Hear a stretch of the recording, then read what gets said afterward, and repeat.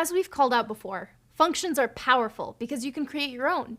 You can use them to organize the code in your scripts into logical blocks, which makes the code you write easier to use and reuse. Check out this example. This script uses the len function, which returns the length of its string. In this example, the script then uses that length to calculate a number, which we're calling the lucky number here. And finally, it prints a message with the name and the number. Each time we want to perform the calculation, we change the values of the variables and write the formula, then print a greeting followed by the lucky number. See how there are exactly 2 lines that are the same in the first and second part of the code? When you find code duplication in your scripts, it's a good idea to check if you can clean things up a bit by using a function.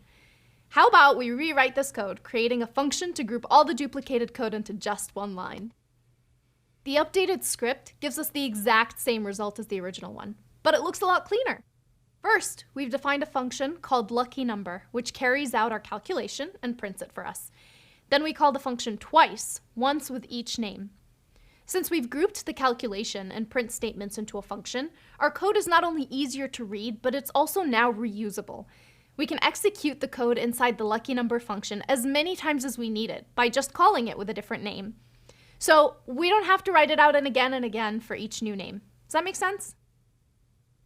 Hopefully these examples have helped explain how functions are used and defined, and also demonstrated how useful they can be.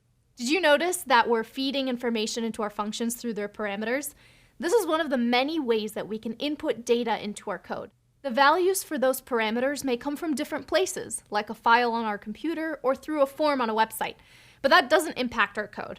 The result of the function is still the same no matter where the parameters come from. Functions are your friends. They can help clean up your code and do math so you don't have to.